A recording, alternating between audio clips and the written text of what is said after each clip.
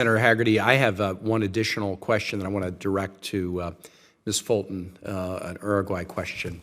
And it's really more of a kind of a topic than a question. And since you're a pro with long experience in the region, you know, I just kind of want to grapple with it.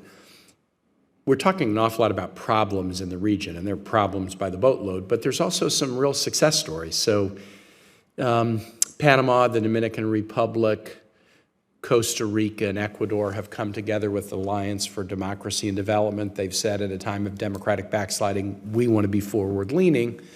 But in my conversations with them, they have not yet been, I think, impressed with the degree to which the United States want to work with them to succeed. I will say this, there was an agreement signed in the last couple of days focusing on nearshoring in the ADD. That could be great. So Ecuador, we met with the president of Ecuador, President Lasso, pro-U.S. president, about a year ago, and he said, look, the one thing that can really help us succeed is if the U.S. would contemplate a trade agreement with Ecuador, possibly including Ecuador in the existing trade agreement with Colombia. We had a hearing yesterday about economic statecraft with State Department witnesses. I asked, has there, are we doing anything to follow up on that? And I got a diplomatic answer, but I think the answer really was no, because I'm not sure that the administration really likes trade agreements.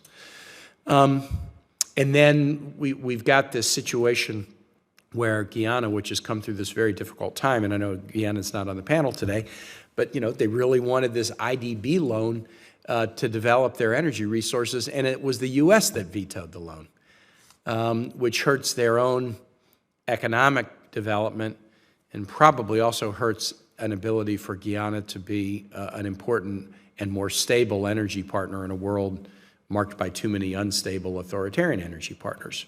So Uruguay.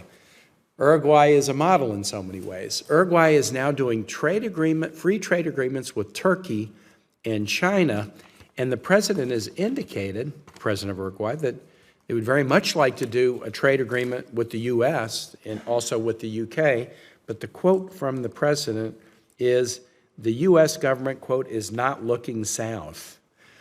It seems to me, in a part of the world where we've got a lot of challenges, the best thing we could do is take the nations that are favorably inclined to us, that want deeper relationships with us, where the trend lines for democracy are green rather than red. They're going the right direction.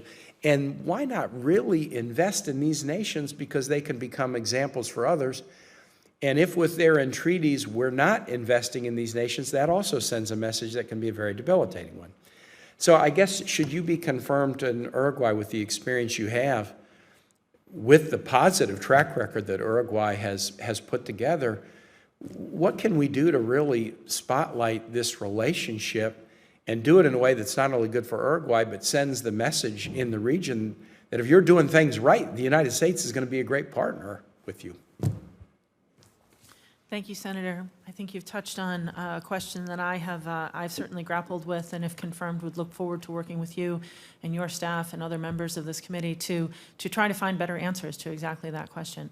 I think that if confirmed, being an ambassador not only means representing U.S. policies to the partner to whom I'm accredited, but it also means representing back the importance and the opportunity. Senator Rubio touched on the importance of thinking strategically about the investments and decisions that we make. We have tremendous challenges in this hemisphere, and I know from my current position we prioritize those with our funding and our resources based on some of the problems that are closer to home and more immediately on fire in front of us. I, if confirmed, would look forward to being a loud proponent to arguing for strategic investments and seeking additional opportunities, seeking ways to rethink some of the impediments that we have in place, and seeking new tools to strengthen a relationship that is with a partner whom, as you have noted, genuinely wants to work with us. And I think the importance of this opportunity should not be understated, and it should not be lost.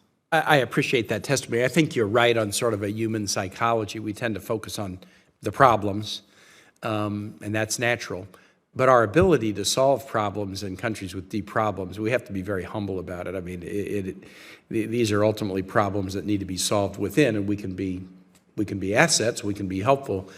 But in a region where there are plenty of problems, there's also plenty of good that's going on. And I just feel like we're, in some instances, kind of ignoring the good or underinvesting our time where there's good, or in some instances, even taking steps that are counterproductive to allies that are trying to do it the right way. I just hope we'll focus more on some bright spots and try to make them even brighter. That would be my hope, and I think you're very, very well equipped to carry that mission. Senator Rubio, do you have any additional questions? Senator Hagerty, additional questions? Listen, I really appreciate this opportunity. It's been a great discussion. Committee members are very, very interested in these countries. We will do all we can to be prompt in moving forward from this point. I'd ask members of the committee, should they have questions that they want to submit in writing, a number have indicated that they would. They should submit them by the close of business on July 29th.